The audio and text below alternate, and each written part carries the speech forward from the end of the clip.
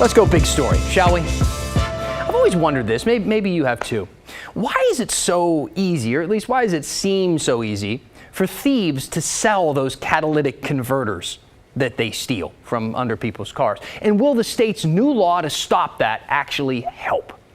Why don't we start from the top? I mean, the tippity top. This is a catalytic converter. This is what it looks like. It's under your car. It's part of the exhaust system, and it uses this mesh of precious metals to filter out all the nasty stuff in your exhaust. And scrap yards will give you a few $100 for one. So crooks steal them and sell them for those few $100s. This is not a news story. We run these stories all of the time. When one is stolen off a bus at a senior facility, for instance, or a bunch are stolen from cars at a used car lot, the news is there. We swoop in and we tell everybody about it. Well, last month, NBC News, they said nationwide, thefts went from 108 catalytic converters per month in 2018 to 2,347 per month in December of 2020. I'm not great at math.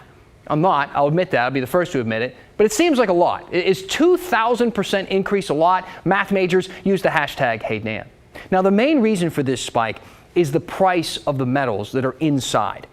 All right? Like rhodium, for instance, which right now is priced at $17,050 an ounce. And if you're wondering, is that a lot? Well, for reference, gold is currently priced at $1,780 an ounce. So again, math majors, you're up.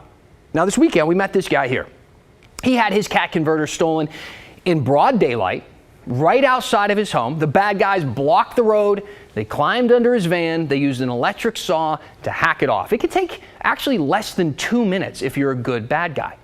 And then they go and they sell them, perhaps to a scrapyard. So that inspired lawmakers in Salem to pass Senate Bill 803. This law says that scrap metal businesses can't buy these cat converters from some dude off the street. They can only buy them from commercial sellers. And they think that will be enough to help.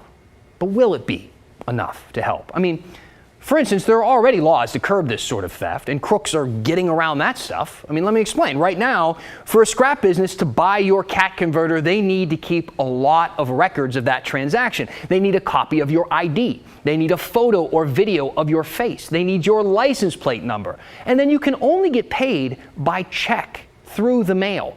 So there's a paper trail. And still, these thefts aren't just happening. They're spiking. How? Well, perhaps there's a black market out there. After all, rare metals are a global thing. That's what the New York Times thinks is fueling these crimes. They reported on thefts tripling in St. Louis, Lexington, Wichita, etc. 3 days ago in Portland, Maine, police found 1,000 cat converters during a theft sting. And, as math majors know, that's a lot.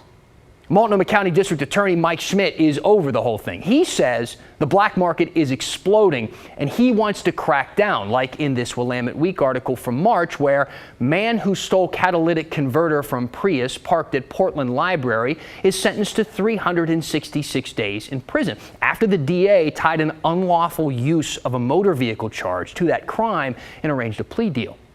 So, it kind of sounds like the groundwork is set.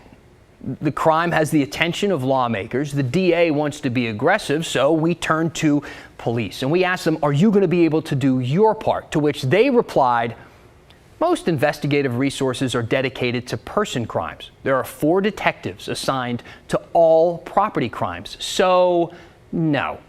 The Portland Police does not have sufficient resources to follow up on property cases.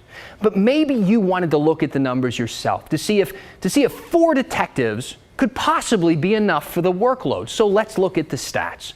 These are the crime numbers from the last year. Catalytic converter theft is filed under larceny. And since June of 2020, there have been almost 24,000 of those. So, math majors?